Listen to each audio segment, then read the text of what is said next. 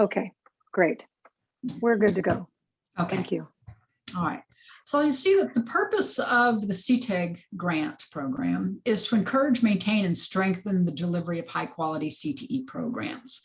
And the goal is to provide students, K through 12 pupils, with the knowledge and skills necessary to transition to employment and post-secondary education. The grant time period, it covers the time period from July 1st, 2021 through December 31st, 2023. One of the things that you'll notice is that they're going to go to the board in September to allocate the funding. And so, although it starts in July 2021, you're not likely to see the money until later on. All grant funds must be expended or legally obligated by December 31st, 2023. So obligated means that you've made an obligation to spend the money, like by signing a contract, ordering equipment, whatever. And no extension of this grant term will be allowed beyond December 31st, 2023. Now, there are match requirements. You can request however much money you can match, but the match has to be $2 for every $1 of CTEIG funds requested. And the match has to come from your 2021-22 fiscal year or your 2022-23 fiscal year. The matching funds have to be used only on this one grant. You cannot use matching funds to match more than one grant. So the same dollar can't be used more than once. And if you plan to apply for a Strong Workforce Program grant, you need to remember that you'll have to reserve 2-to-1 match for that as well. Also, you cannot use Strong Workforce Program funding, CTE Facilities Program funding, or past CTEIG funding as match. Now we'll go through, this is what the eligibility says in the RFA, is that school districts, and I added with the CDS code and a 2019-2020 LCAP that explicitly includes CTE are eligible. County offices of education, direct funded charter schools, and regional occupational centers and programs operated by a joint powers agency or county office. Now, if you've had a previous CTEIG grant, so there's a couple places where I'm going to talk about this. If you've had a previous CTEIG grant, you must have submitted your expenditure report and your CTE completer data by their respective deadlines, or you won't be eligible to apply. So I think that's new.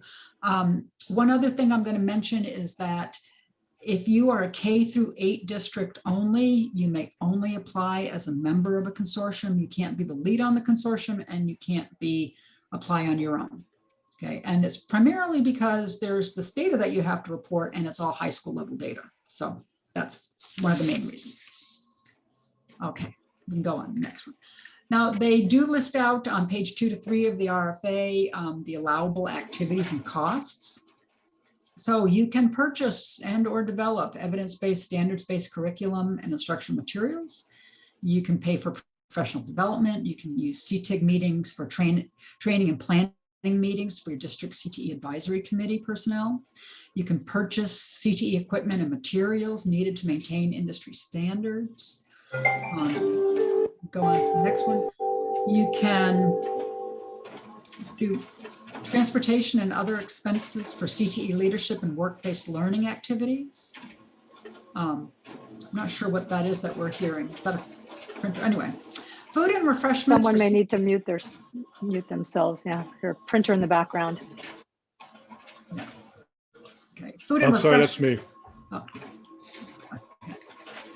Food and refreshments for CTE conference travel. You can use the money for student field trips, special events. You can use the CTEIG money for pupil support services, for facility repair, or for use for CTE program specific course equipment. Now that's only facility repair. You're not doing major remodeling, you're just repairing it. And you can use it for purchase or rent vehicles exclusively for CTE use and available for use by all CTE programs. And that's on pages 2 to 3 of the RFA. They also tell you what the non-allowable costs are. That's again on pages 2 to 3. You may not supplant existing funding or efforts, including costs otherwise necessary to operate a school or program without this grant. You may not use CTEIG money to acquire or utilize CTE equipment for administrative or personal use. You cannot purchase furniture that would already furnish a regular classroom. You can't use CTEIG money to purchase or remodel facilities. Remember, you were doing repairs, you could, but for purchase or remodel facilities, unless it's directly related to accessibility to CTE pathways, instruction, or services for students with disabilities. So I've really highlighted that because you can only do remodeling if it's for ADA purposes. And then finally, you can't use it to travel outside of the US or to banned states as specified by state travel rules. We're not sure what states California has banned, but we won't go there at this time. I want to talk a little bit more about the supplanting, so what supplementing versus supplanting is. Now, they say that the CTEIG grant funds must be supplemental. So you may not use them to pay for program costs that you have not covered out of that you have previously covered out of existing funding or efforts. And that would be including all costs otherwise necessary to operate a school or program. So let's say that you have been paying for a CTE counselor for the past 3 years out of your district funds, and you decide, oh, I'm going to move them over to CTEIG. That would be supplanting because you've already been paying for that position. My advice on this is that when in doubt, always get your finance officer to sign off on whether it's supplanting or supplementing. If we can go to the next slide.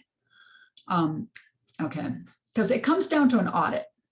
So if an auditor decides that it was supplanting, you'll be required to return that amount of money to the state that they say was supplanting. And then you have to backfill it with district funds since you already spent it. So it sort of costs you double that way.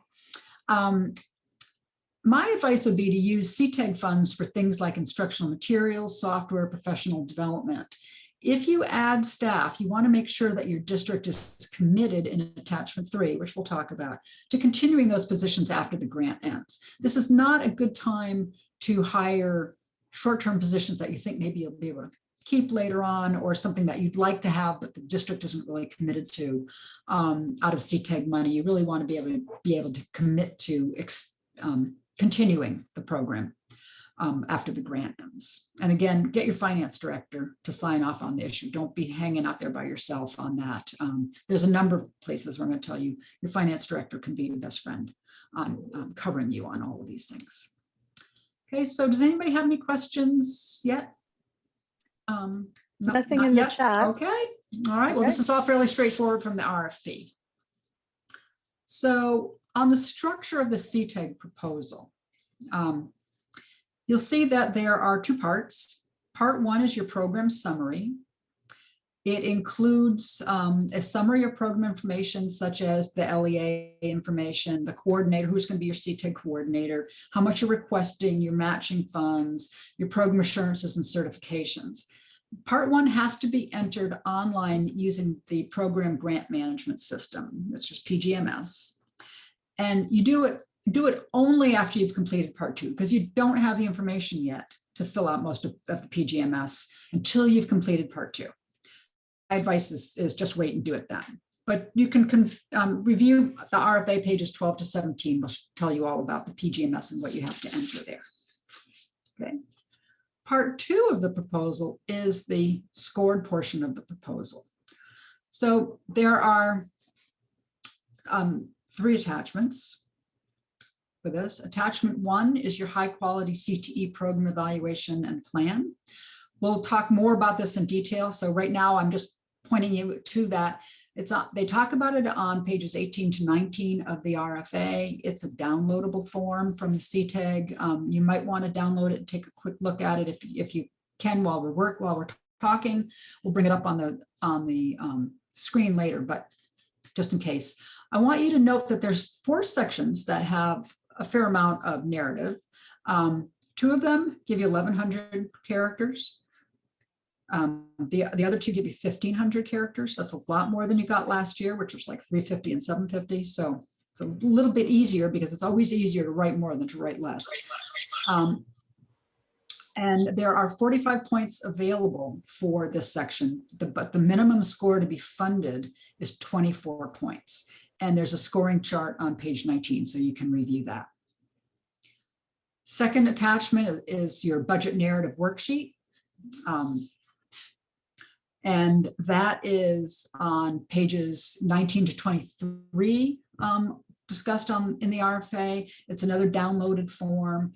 You get 2 points are available. You must get 1 point, and the scoring chart is on page 23. Now we'll talk about these minimum points. But one of the things I want you to remember is when they say it's a minimum score to be funded is you have to get a minimum on each section. You can't have a minimum on just a couple or get a lot of points like on attachment 1 and nothing on attachment 2 or attachment 3 and still get funded. Okay. The third attachment is attachment 3, which is your 3-year budget. It's in RFA pages 23 to 24. Again, there's a downloaded form. This one has 3 points available. I think last year it was 2, but this time it's 3. Minimum score to be funded is 1 point, and the scoring chart is on page 24. And then you also have to attach your LCAP pages. They talk about it on RFA pages 24 to 25. There's 2 points available. Minimum score is funded as 1 point. We're going to talk a lot more about the LCAP in a few minutes. Scoring chart is on page 25 for that. So the scoring summary, they're all together. There's 52 points available. So you can see the available points on each one and the minimum points that you have to get for each section in the right-hand column, which is a total of 27. Again, you have to get the minimum on each attachment and your LCAP attachment, or you won't get funded. Okay. One of the things that they said in the webinar is that the scoring is worth about 70% of the funding allocation. The other 30% is based on these positive consideration factors, which we'll talk about next. So if we can go on to the next slide. Okay.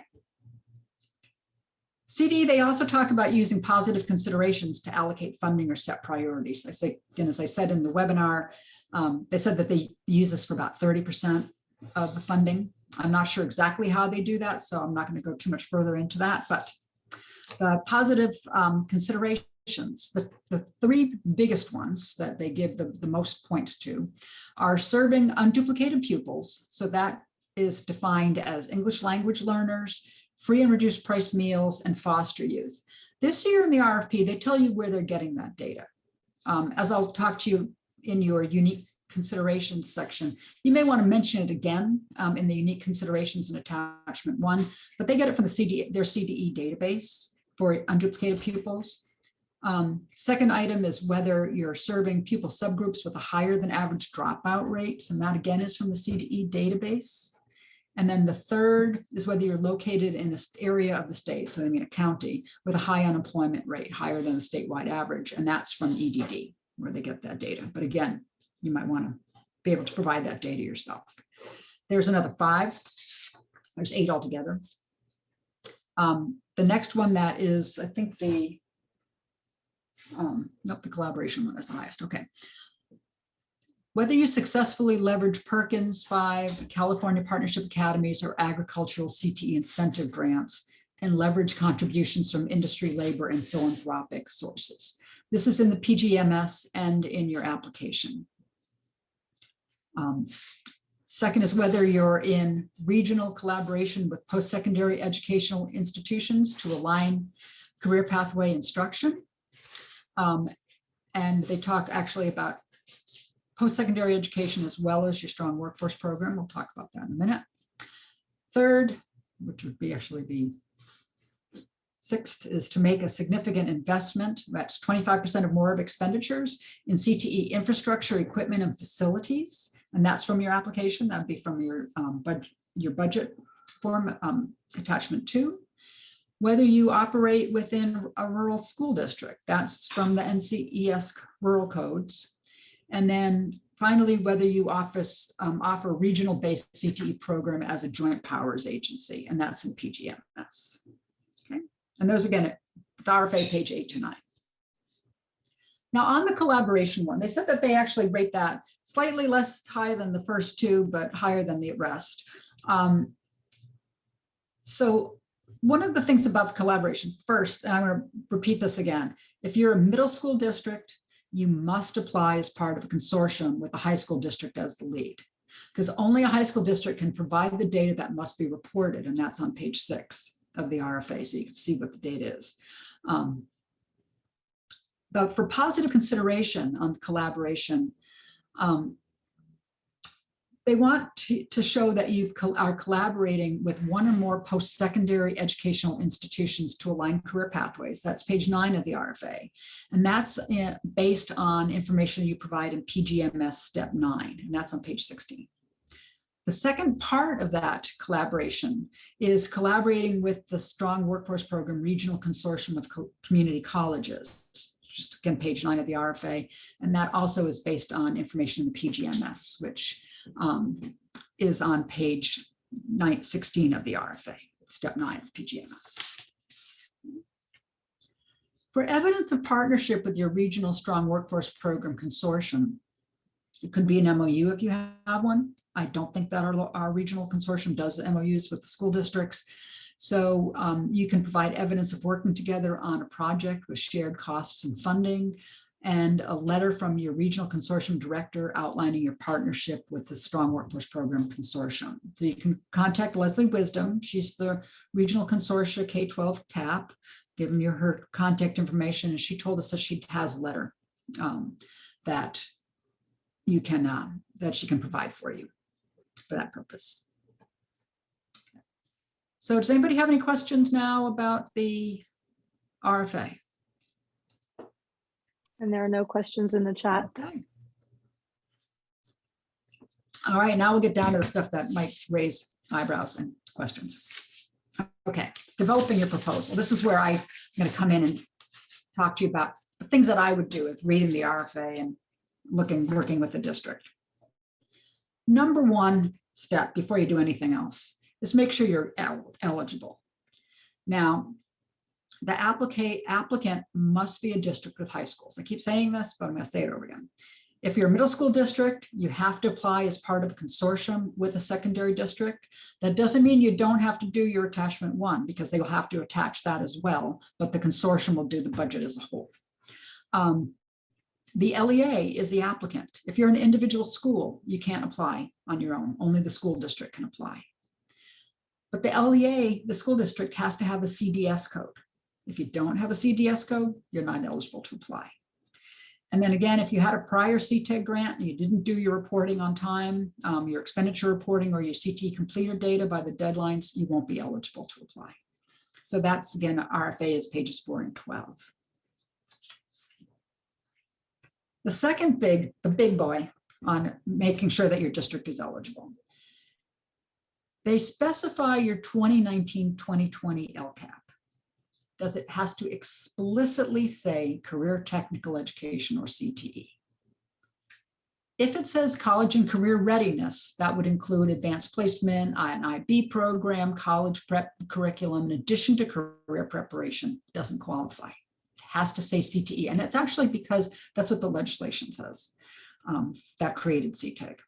So if your 2019-2020 LCAP, now it's not the other document that you produced last year, but it's 2019-2020 they specify, does not explicitly say career technical education or CTE, then your application is going to be disqualified. So my advice is to get your LCAP revised to include CTE and try again next year if you can do it by then. But note that you're probably still eligible for the Strong Workforce Program grant. So you may want to say, all right, we're not going to do CTEIG, but we'll put our attention and our matching funds towards a Strong Workforce Program grant.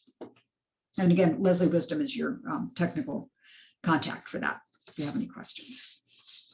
Okay, so the next step, number 2, is identify your district timeline for approval.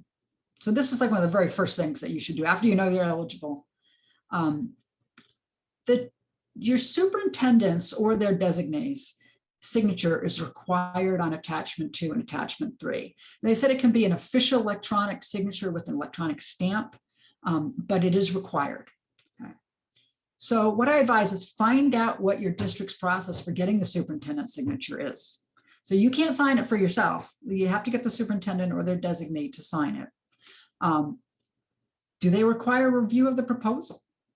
And who needs to review it? Do they have to have the finance office sign off on it before it goes to the superintendent's office?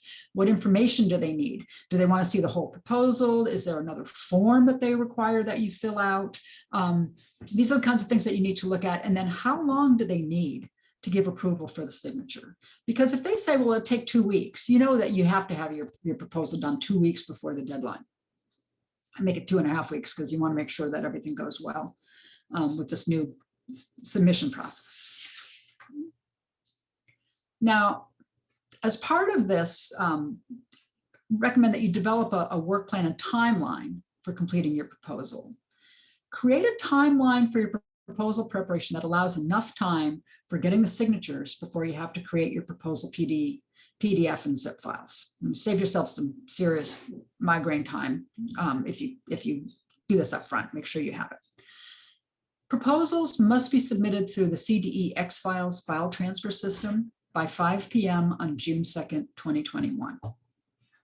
You have to create a zip file that includes all completed attachments and upload that to the X file system. This is on RFA pages 26 to 27.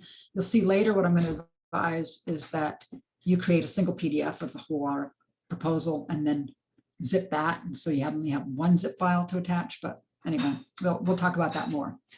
My advice is plan to submit your proposal on or before June 1st so that you can get help if it's needed. Don't try to submit your proposal at the last minute. Apparently the X file system doesn't tell you whether you actually submitted everything successfully. So you want to have a day to basically be able to correct any problems that you might run into there. Okay. So now my recommended process for developing your proposal idea. The first thing I would say is don't start with attachment 1. Yes, it's there, it's first, and it's big, and it's got a lot of writing on it, but it has to be really closely related to your budget. So the budget really is the place for you to start. The first step on the budget is to figure out how much funding you have that can count as match. So you have to select your fiscal years that you plan to use for your match, 2021-22 or 2022-23. Make sure you haven't used it in a prior CTEIG grant or in some other grant so that you identify that. Again, your fiscal office should be able to help you with this. Okay. Your matching funds may include district budget for CTE. This would be your CTE personnel salaries and fringe benefits for teachers, counselors, administrators, and classified staff who work on CTE. CTE supplies, operating expenses, your CTE equipment in your budget, any CTE funding you have from Perkins 5, California Partnership Academies, and Agricultural CTE Incentive Grant for the fiscal year that you're chosen, or both, depending on how you've decided. Get information and approval from your financial office. Again, do that early on. Know that they're okay with what you're going to use as match. It's on RFA page 2. Other matching funds may include funding from business and community partnerships. And that would be contribution industry, labor, and philanthropic sources that can include equipment and materials. And my advice is to get a letter from each source committing the support for the fiscal year that you selected. Whenever I'm asking anybody to give me a letter, other than Leslie, who already has a letter all provided, is to provide them a draft of what you want the letter to say. They may go ahead and change it, but it's a lot easier for people to modify your draft and then to send you back a letter than it is for them to start from a blank sheet of paper. So I find it's a lot more successful to get them to give them a draft of what you want them to say. You can also use local bond funds if your bond language addresses CTE specifically. And you can use, what they told us in the webinar is that you can use round 2 of your federal COVID CARES grant, but not round 1. Okay. So remember, you cannot use K-12 Strong Workforce Program funding, prior CTEIG funding, or CTE Facilities Program funds as match. And again, this is on the RFA page 2. Okay. Now, once you know how much money you have for match altogether, decide how you want to allocate your matching funds. Whether you want to allocate it to your own CTEIG proposal, or if you've agreed to join a collaborative proposal, you might have to allocate it to that. Consideration, if you think you will also apply for strong workforce program funds, reserve match funds for your own strong workforce program proposals and any collaborative strong workforce program proposals you've agreed to join for this year. Now, last year, they were the two proposals, CTEIG and strong workforce program, came up almost at the same time. This time it's going to be several months ahead of time. So you may not know exactly what you're going to do with strong workforce program, but if you think you're going to go for it, reserve some money. And remember that you can only use each dollar of matching funds on one grant. Okay. All right. Now, determining the grant amount and uses. Once you've determined how much match you can allocate to this proposal, divide that amount in half to get the amount you can request. Think about how you want to use the funding that you have available. Now, what do you most need to improve for your CT programs and pathways? What do you think you can definitely do in light of potential COVID shutdowns or online learning requirements, limitations on in-person travel, visits to employers, et cetera? Try to be realistic. We really don't know. Even though things are looking better and you're starting to go back to school, you really don't know whether you're going to be able to visit community colleges, et cetera, in the future. And then finally, what could be readily maintained with district funding after the CTEIG grant is over? And so that's, again, why I caution about adding new positions that you may not be able to continue. Right? It's good to use it for stuff, not necessarily for people. Does anybody have any questions? I don't see anything in the chat. No, nothing in the chat. Nothing yet. All right.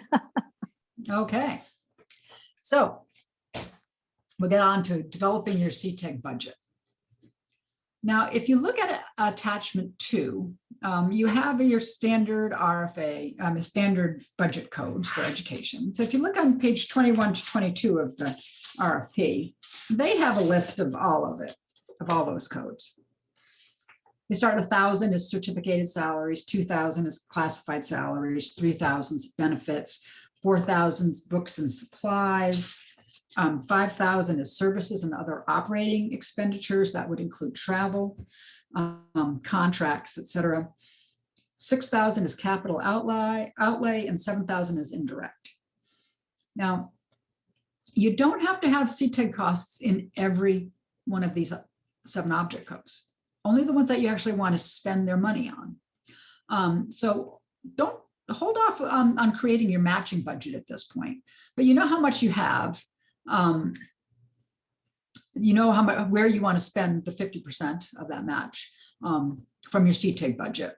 So next you want to do a scope of work, and that'll help to determine where you're going to place your match. Okay. So if we can look at attachment 1, and we're going to look at this high quality CTE evaluation and plan. Now, what you'll see on this, just so that we can, if you can go down to the second page, maybe before we, until we want it. Okay, we'll start on this one, just to see how this is structured. You have your minimum eligibility standard. There's 10 of them, but there's actually more like 14 because some of them have A and B. So at the very top, it tells you what your minimum eligibility standard is and the essential element that goes with. Then you rate yourself 1 to 3 points of where you are on this minimum eligibility standard. Now, what I would say here is to be honest but generous, okay? Because remember, you got to have 24 points here. So, you know, if think very carefully, look at their definitions of what they're saying, and see what's the highest you think you can rate yourself at. And to be honest, but again, honest but generous. Okay. If you look at, they give you potential tools or examples of evidence there, separate chart, but then they give you, they want a question of you tell them what evidence you have on file at the LEA for your, so they want you to specify the industry sectors and pathways in this blue shaded. You get 1,100 characters. That's going to be about 10, 11 lines. My advice is that you take these sections, create yourself a Word document with these headings for each one of these, and do it in Word so that you can count, do the word count. Don't try to draft it in these. These are just to fill it in, but I want you to see what it is. And then the second LEA comments, specify your upgrade requests. What are you actually going to be doing to address this, this minimum requirement? Now, one of the things that they've said in the webinar is to be holistic. It's not only about what you're specifically asking money for, but about your entire CTE program, okay? But then on the next page, we're only going to go through one of these because they do this for every single one. They have this segment. They give you 1,500 characters to describe your areas of strength in your sectors and pathways. And we're going to talk a little bit about where you come up with some ideas for what you want to say. 1,500 characters, about 1,600 lines. And then there's another section, and this is where you really want to start hitting on the budget, is improvement opportunities and plans as aligned with your budget narrative worksheet. So again, you have a maximum of 1,500 characters. They want you to specify the sectors and pathways. So I just wanted to go through that so that you see what all of these are as we talk about them a little bit more down the road. So my advice is, as you look at that, match each of your line item costs for the CTEIG budget to the minimum eligibility standards. And then note these on your budget narrative worksheet attachment 2. And I'm going to say, you know, what I'd suggest you do is actually create a spreadsheet instead of going directly into your budget narrative worksheet, but you're going to need to be able to do that. So you know what money you want to spend. Okay, so you've decided which of those CTEIG budgets minimum eligibility standards are being addressed by what you're doing, okay? And then as you're doing this, start outlining the improvement opportunities section that follows each of those minimum eligibility standards to specify how you're going to use CTEIG funds for each. So they may not be for every single one of them. Again, some of them might be from your match. Do that for each of the line item costs in your CTEIG budget, and then you can transfer those sections into attachment 2. And attachment 2 is basically a line item budget for those object codes, as we had talked about. Okay, next.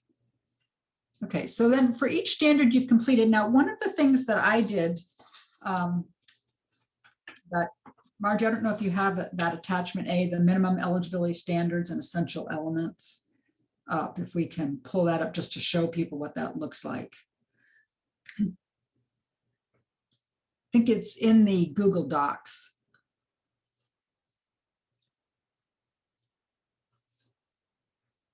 There it is, attachment A.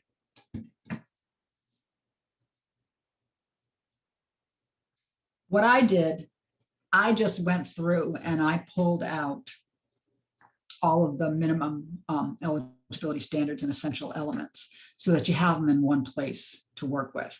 And so as you're going through, like when I say, you know, go through the elements and figure out where you're going to put the money, you can even use this sheet and just make notes in the margin about how much money you're going to put to each thing.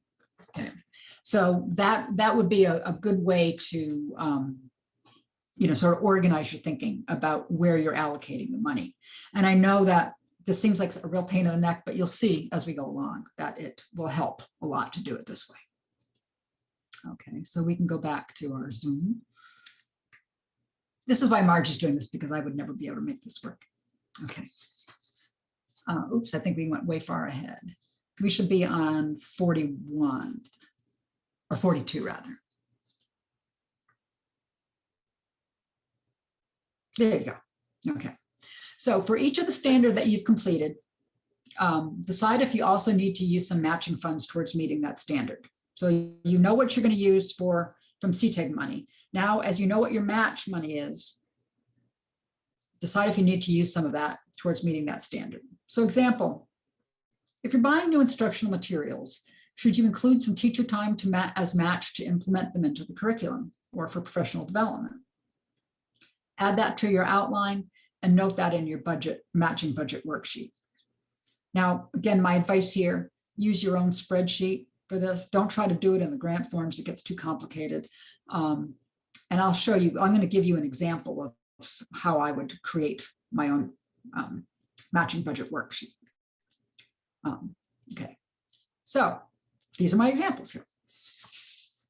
Now, I've got 3 documents of examples. The first is like a little overview, sort of a discussion about what I'm doing. The second is the matching spreadsheet. And then the third is basically an example of standard 2. So or attachment 2, excuse me. Just so for a scenario, I'm going to give you a scenario for my example here. I'm using automotive technology programs because I've worked a lot over the years on automotive technology, so I know it the best. And we're going to say that your district has offered automotive tech programs at 2 high schools for the past 20 years, but the facilities and equipment are out of date and do not meet current industry standards. The 2 high schools need to update their automotive technology facilities and equipment to meet the requirements for National Automotive Technician Education Foundation, NATEF certification. Now, NATEF certification ensures that training programs meet or exceed industry recognized uniform standards of excellence. It also enables the program to award ASE certifications that are in high demand with employers. So we're saying that neither of your programs currently has NATEF certification. This is the whole reason why you need to do this. Your district has a facilities bond that specifically calls out CTE and that is already paid to upgrade the automotive technology facilities at the 2 high schools. They put in new lifts, things like that. However, the work's going to have been done before the end of 2021. The funding won't continue beyond 2021, so we're not going to be able to sustain that, and we're not going to use it as match. Okay, since you can't keep that going. So, but you do know that you want to request CTEIG and probably strong workforce program funding to provide the equipment that's needed to meet the NATEF accreditation requirements. That's for CTEIG, and to align the program with the NATEF certified automotive technology programs at your local community colleges and obtain NATEF certification. So one of the things that you'll think about, if you go get your car fixed, you'll see they'll always have a big sign that says ASE certified technicians. You need to get this ASE certification to be able to get a job in auto repair. You also, it helps facilitate students getting paid internships at participating dealerships. Once the program has that NATEF certification, students can take these ASE certification exams and get up to 9 certifications. So I've got them listed there. But I'm going to show how we've calculated our matching funds, so you can sort of see the process that I would go through. Now, this is very simplified. It's probably yours might be a lot more complicated. You might be doing more than one program, but I just wanted to keep it simple so you could see what I'm doing. So the district general fund, we're figuring we've got about 303,000. That's personnel, saying you have 2 full-time automotive technology teachers, that's 65,000 annual salary. You have a 25% time counselor at each school. They make 65,000, so that's 32,500 for the 2 of them. The fringe benefits I did at 30%. Yours are probably higher than this. 30% is a fairly low fringe benefit rate anymore, because that's like health insurance, retirement, et cetera.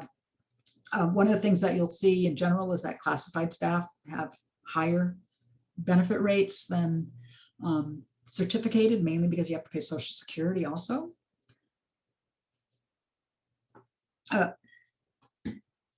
We have about $25,000 annually that the district puts in towards educational supplies and materials at each school. So there's another $50,000 in match. There's $12,000 or $1,250 per school, $2,500 total for travel each year.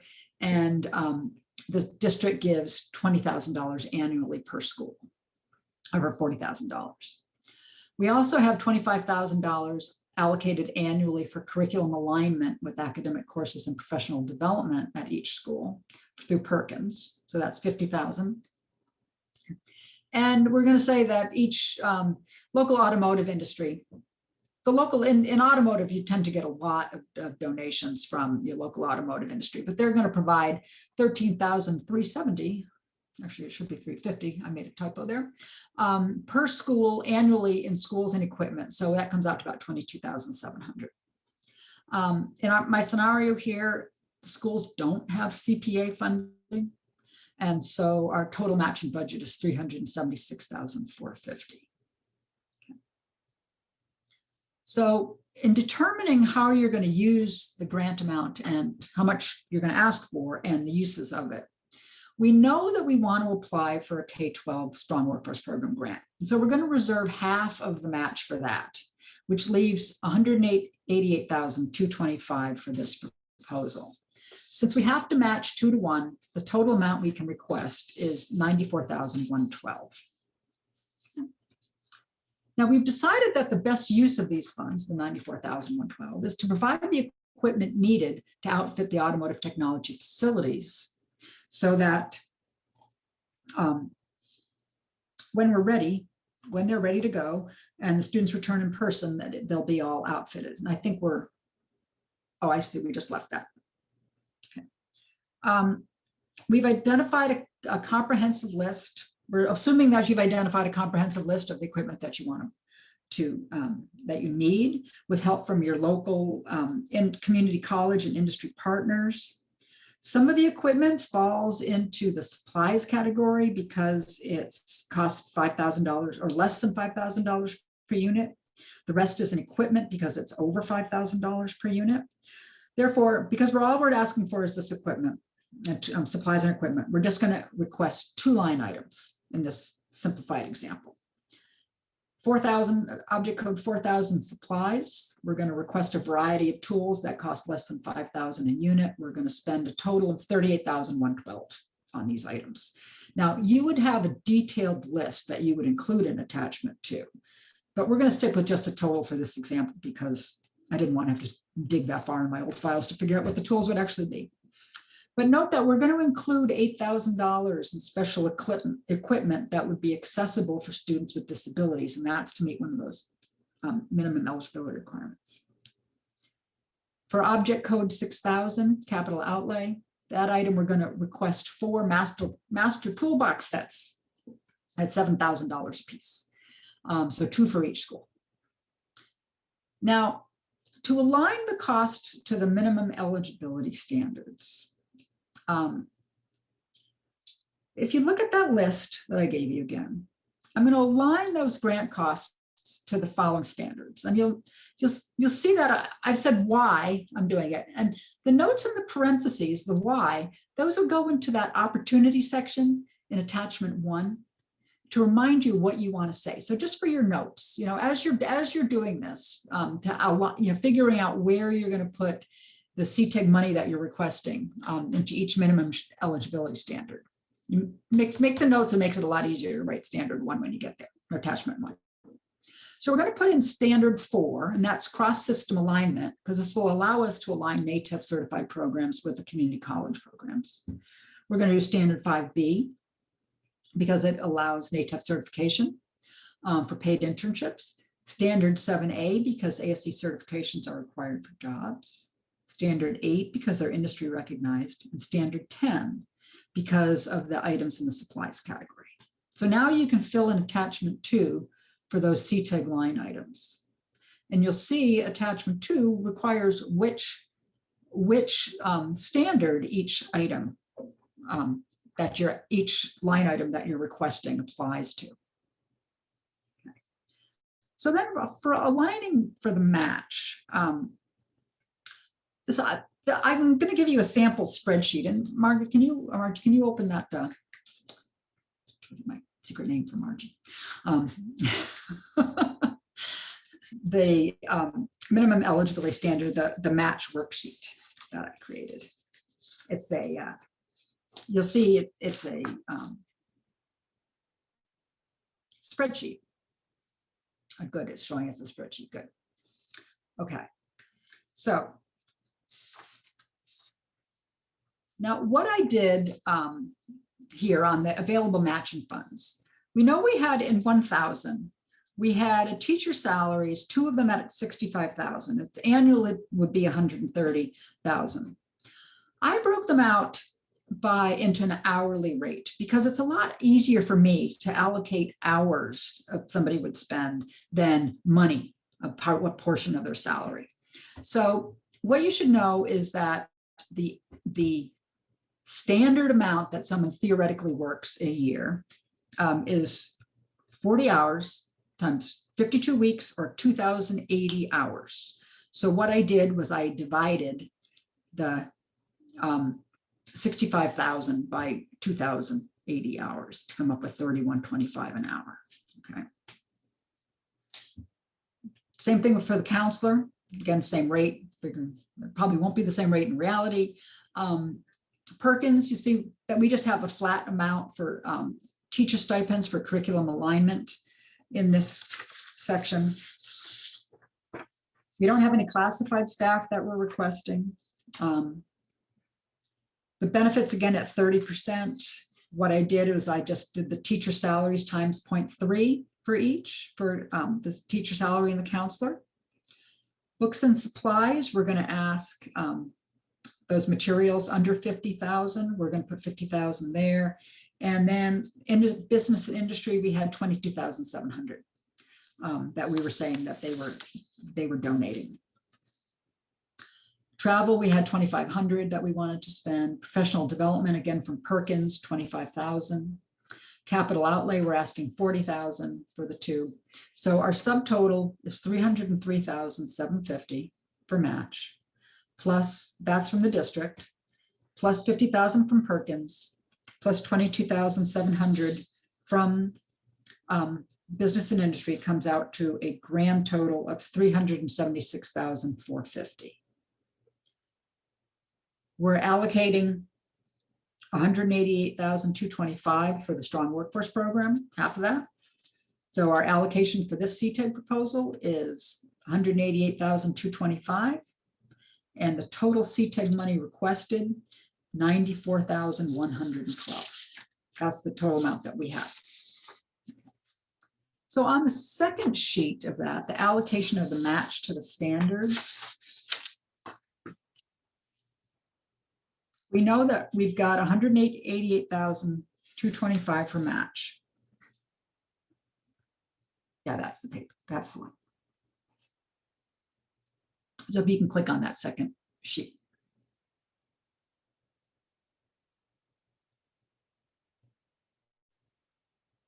So I have to actually. Okay, it up. there Yeah. you go. Yeah. To be able to get to the second tab.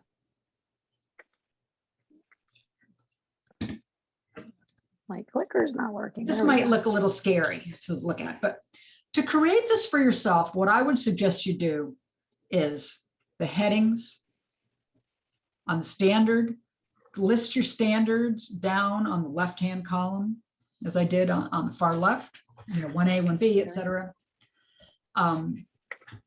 Then for the district match, I would do the hours. Again, as I said, I find it a lot easier to allocate by hours than by dollars.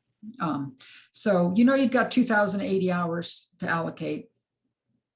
And then for the teachers and the counselors, allocate them separately, and then do a combined total amount for 1,000.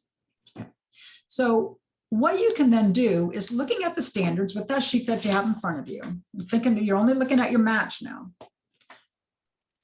How many hours do you think that your teachers are going to spend on like 1A, offering high quality CT curriculum instruction? Okay, seems good. 1B is offering CTE pathways that provide a coherent sequence of courses. I said, I'll make that be 280.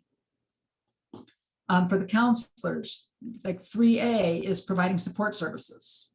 I said they do 220 hours of that. And that was 3A rather. Excuse me, the 220 hours was career exploration and guidance. And 3A is support services. Sorry. Oops, we just went off that page. Oops. Oh, there we go. Sorry, my earbuds just died. I was doing a switch. Oh. Apologies. No problem. Okay, we just need to switch back to the second page again. Isn't that the Yeah, second that. page? No, we need, that's the summary. You want the first page? Oh, wait a minute. Whoop. No, you're right. You're right. It's just big. That's why I was thinking it was Okay. the other one. Okay. Yeah, if we can move it over slightly to the left. There you go. So you There can we see the go. whole thing. Sorry. Okay, thanks. No problem. So anyway, so you'll see that what I did is I allocated all of the hours. And then I multiplied them by 31.50 or 31.25, I think it was my hourly rate, to get the total amount of 1,000 allocated to each standard. Then I could just multiply that once I've got the hours and the total salaries allocated for each standard, I could just multiply that by 0.3 or whatever your fringe benefit rate is for the 3,000 category.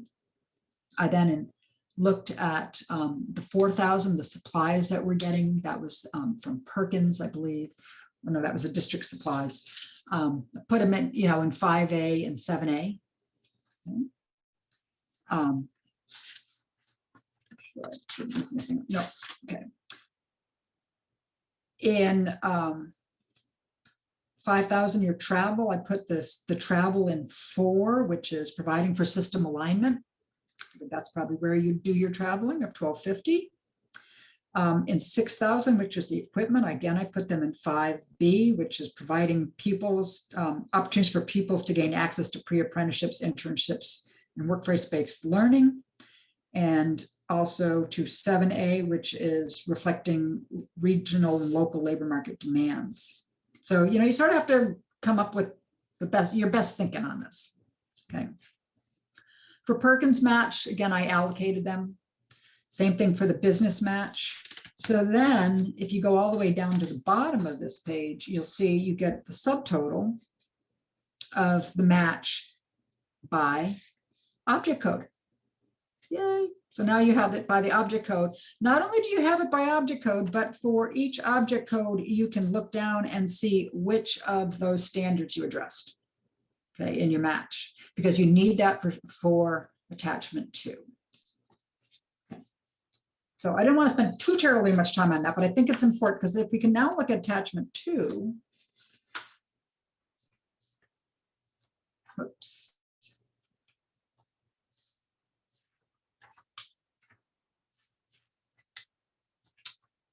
Let's see if we're looking, that's the other attachment, this on the examples. Oh yeah, actually, yeah, there you go.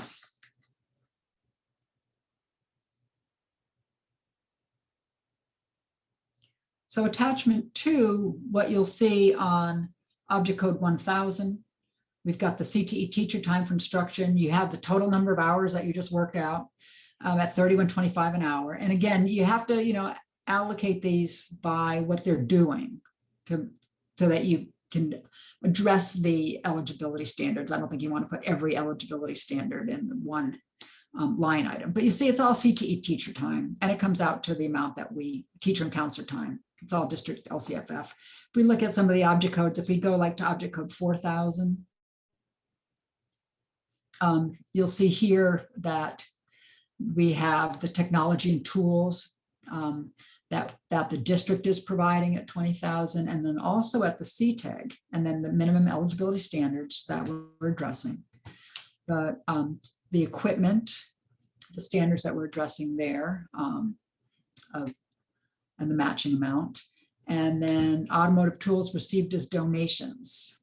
And then again, I'd say you'd have to want to have a lot more detail than I'm providing. I didn't want to go there with this about what the tools are, but you can basically, this is the way why that spreadsheet is going to be so useful to you, because it helps you fill out that minimum eligibility standard. Okay. So we don't have to go through the whole thing, but that will give you, then you'll end up with the total budget, which is your match and your CTEIG amount on the last page. Okay. All right. So we'll go back to talking about attachment 1 then, because you've got your budget done now. those attachments. So once you've looked at we've been looking at the minimum eligibility standards. We're kind of backing up on this, but when you're thinking about your matching budget, you can identify which minimum eligibility standards you haven't addressed with your CTEIG budget, and then make sure you cover them with your matching budget. Okay. Go through each of the standards, identify where you're going to add some of your match in, and add those to the spreadsheet that we just went over. So that this is, again, partly how you're developing that. And then outline how you're going to use the match in the improvement opportunity section. So this is where you're taking it back to attachment 1. Because what you want to do is make yourself some notes as you're allocating all of this matching money, et cetera. How are you going to use the match in your improvement opportunities? Gives yourself some things to think about, to talk about when you get to writing attachment 1. Okay. Then you can fill in the rest of your attachment 1. You consider the 10 minimum eligibility standards. They also have them listed on the RFA pages 9 to 10. My advice here, as you're going to go through and rate yourself on them, remember you have to rate yourself on all of those, is pull together a Zoom meeting or a phone call with some other folks who know your programs and can help talk you through the tables for each of those eligibility standards about what you think your rating should be. Go through each standard with your group to identify how you want to rate it, what evidence you have on file, and how you might upgrade it. Okay. Make notes on a copy of the form during your talk.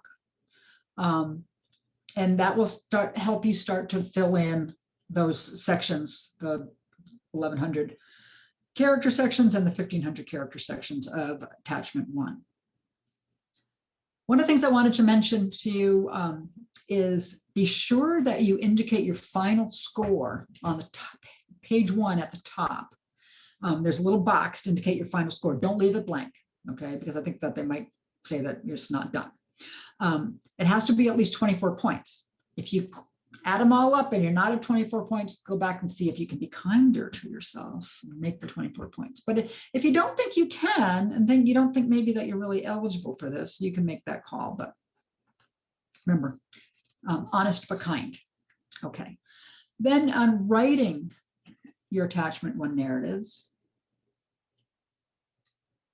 you're going to use the areas of strength section of the attachment to reiterate the strengths you talked about with your group.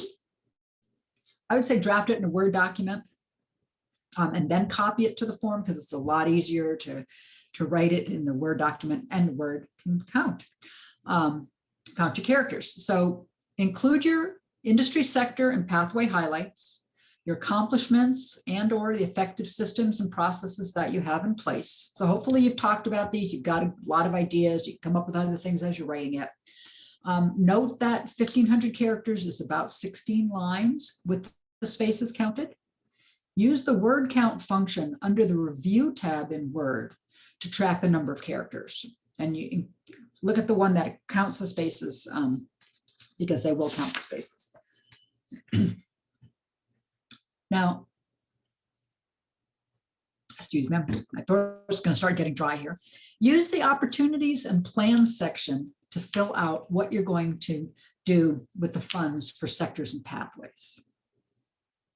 Use your notes from developing your matching budget to outline this section.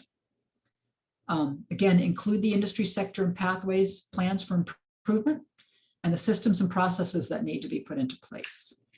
Again, you should be as you were taking notes doing your budget allocations, you should have a lot of thought about what you want to say here. Note that 1,500 characters is only about 16 lines of text. Then finally, at the very end of attachment 1, there's a separate box that is unique conditions. And it's the very last page as you get there. And it has its own box, and it gives you 1,500 characters. They talk about it on RFA page 19, item G. This is where you can highlight all those positive consideration factors. Even if they're going to get it from their database, you can tell them what you consider about, your enrollment of unduplicated students, your dropout rate, you have a rural location, your partnerships, et cetera.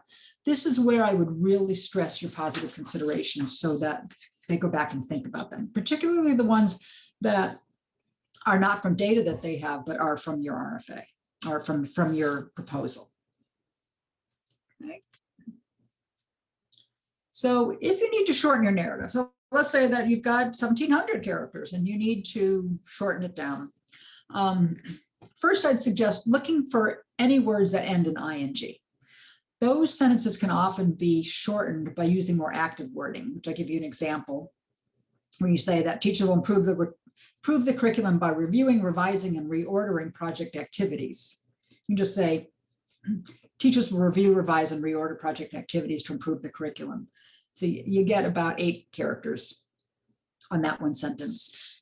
Another one is if you have passive tense using ed words. Project activities will be reviewed, revised, and reordered. You can just, again, make it an active tense, save yourself about 9 characters there. So you can go through everything.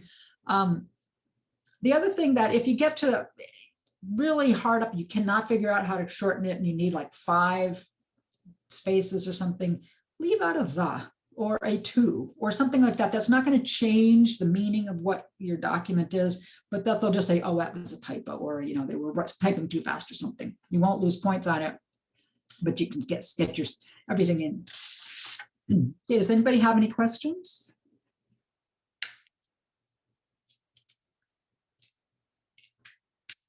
Are we, no questions? No, nothing in the chat, nothing new. All right. All right. Hopefully everybody's This is- following this okay. This is the expert group, I guess. Yeah. Okay. All right. Now that you've done attachment 2, now you can do attachment 3. This is actually about all the funding that you spend on CTE programs for your district, excluding CTEIG. So it covers fiscal years 21-22, 22-23, and 23-24. You must enter the amount of funding spent on CTE programs, excluding CTEIG, in fiscal year 19-20 at the top of that budget. That's the baseline. They want to make sure that you're not going to go below that because that's what the legislation says.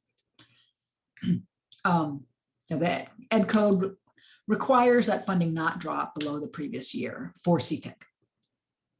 The 3-year funding plan is essentially a projection of your ongoing total CTE funding. One of the things that you might do is say, okay, well, we'd have the next year. You look on your salary schedules, what your step increase is every year. You can add that percentage to the salaries if that's an issue that you're not sure.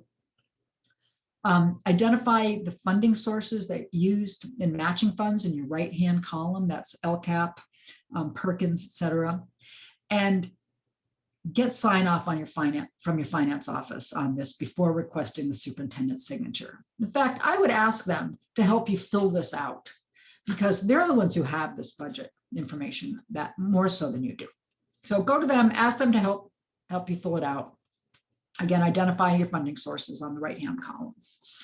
And that one is pretty. Do you want to open that one up, Phyllis? Sure, if you want, we can take a quick look at it. Okay. Let's see if it It's cooperates with me. just a little, yeah, I think it's links to it there. Okay, there you go. So you'll see the light blue on the top. That's that fiscal year 2019, 2020. Again, your budget and then the sources of matching funds that you used in your attachment 2. Okay, so the sources of matching funds, don't worry about that too much. You can just use what you said in attachment 2, but this is your ongoing budget numbers. Okay. All right. All right. So then you can start to look at completing part 1 in the program management system. Say, follow the instructions in the RFA, starting on page 11. Select your industry sectors and pathways for the CTEIG grant. That's on page 14. Input your total match amount. Input your estimated CTEIG award.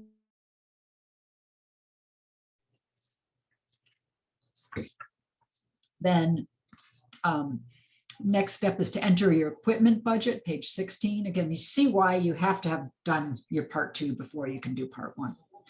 All CTE infrastructure and equipment over $5,000 should be included as a budget as equipment.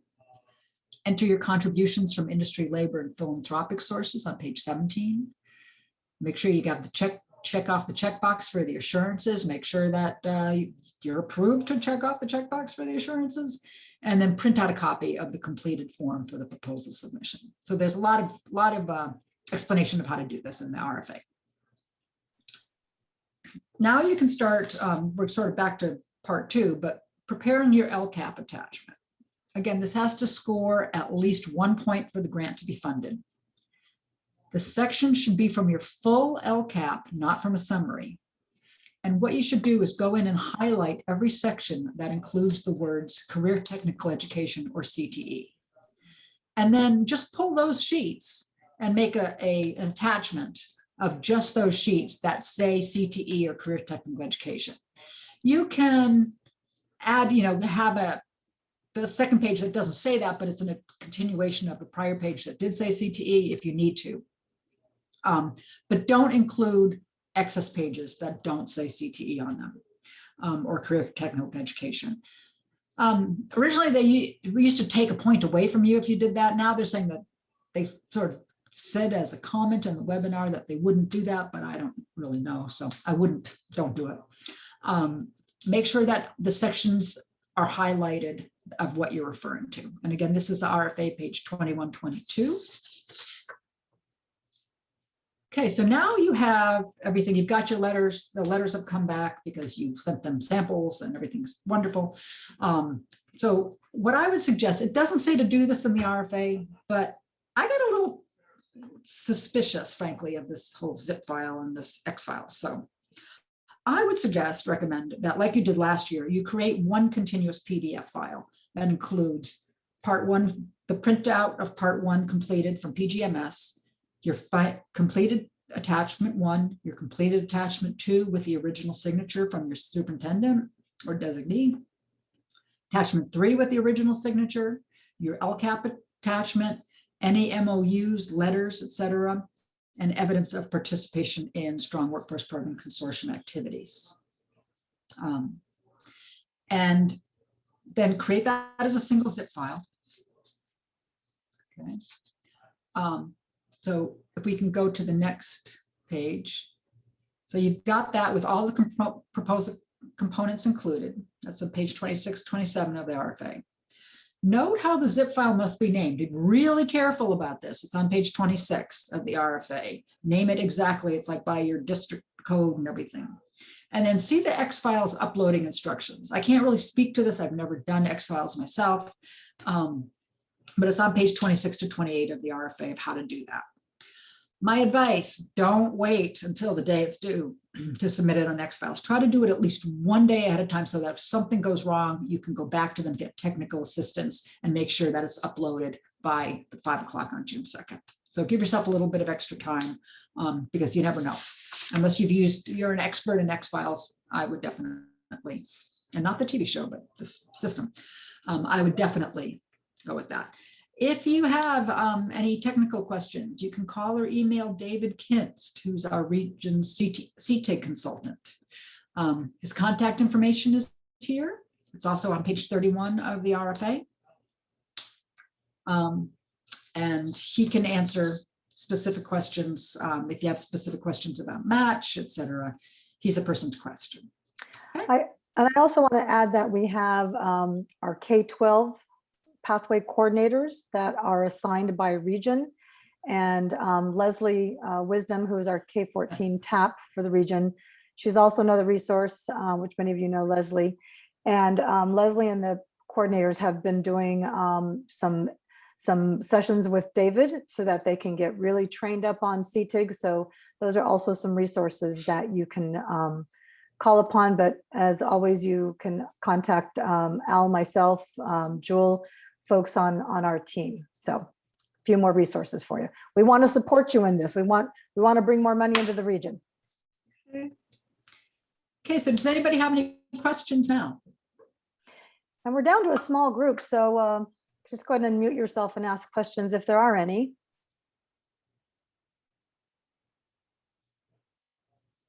Wow, I know, Well, I you guess guys, yeah, some of you hung in there on a Friday afternoon, which I really don't like Friday afternoon meetings. So I really appreciate you all hanging in there, and really appreciate, thank you, Phyllis, for this information. Welcome. You know, as Al started us off, we're really trying to increase our small districts, our middle schools to partner with our high schools. So how we can really get more of these resources out into the field and help support our schools to develop high quality CT programs. So appreciate your expertise on this. All right, Okay, everybody, well, good luck with your proposals. yeah, best of luck to everyone. So thank you and have a great weekend, Yes. and we'll see you soon. All right. Bye, everyone. Bye-bye. Okay, so I noticed that Leslie didn't say anything. Hang on, let me stop recording.